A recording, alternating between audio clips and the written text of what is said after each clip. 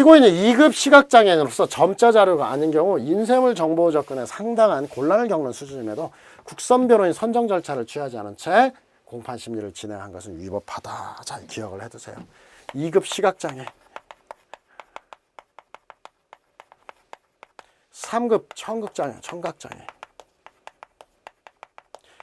2급 시각장애는 이제 리딩 케이스입니다. 2급 시각장애는 어느 정도냐면은 우리가 별도 달도 뜨지 않은 컴컴한 밤입니다. 그때 뭔가 사람이 지나가면 형체가 움직이는 게 느껴져요.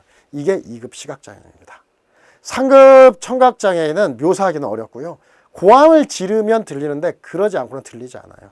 그러면 2급 시각장애인과 3급 청각장애인에 대해서 우리 판례가 먼저 얘기한 것은 이런 것들은 심신장애 의심은 아닙니다.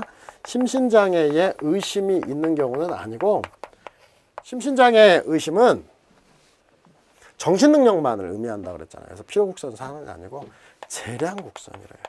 재량국선이라고 하면서도 이때는 반드시 선임했어야 된다라는 게 우리 판례입니다. 원래 재량국선은 기본적으로 법조문의 표현에도 불구하고 재량이 원칙인데요. 우리가 이제 이런 표현을 써요. 형사소송법에서 쓰는 건 아니지만 행정법에서 이 재량권이 0으로 수축됐다 이런 표현을 쓰는데 그러한 것과 같은 뉘앙스를 줍니다.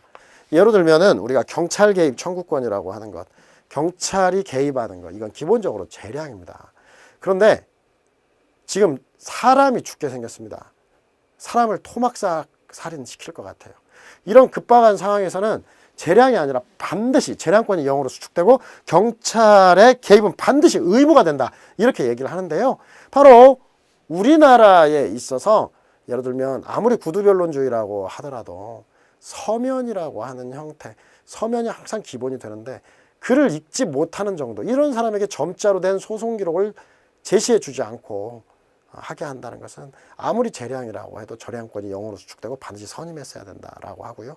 이게 매우 획기적인 판례입니다. 이 판례가 나타나서 상급 청각장애인이 나타났는데 이 역시 반드시 선임했어야 된다. 물론 재량국선의 가장 기본적인 것은 명시의사에는 반할 수는 없다 라고 하는 건데 바로 명시의사에 반할 수 없다. 그래서 재량국선 제명이라고 하나 외워두는데 명시의사에 반하지 않는 경우라면 반드시 선임했어야 된다는 게 우리 판례고요. 이 판례가 나오고 나서 다시 이번에는 4급 지체장애인, 우리가 척추, 곱추라는 표현을 쓰는데 그런 형태예요. 이런 4급 지체장애인이면서 동시에 국민기초생활수급자입니다. 이 국민기초생활수급자로서 형편도 좀 어렵고 더더욱이 4급 지체장애인이라고 하면 어떤 교육이라든지 어떤 사회적 대우가 매우 안 좋았을 것이다. 이런 점을 감안해서 이런 사람은 청구국선으로 봤고요. 다만 청구국선인데 청구국선도 원래 원칙은 재량입니다. 원칙은 재량인데 위의 경우와 똑같이 청구 시 반드시 선임했어야 된다라고 하는 거.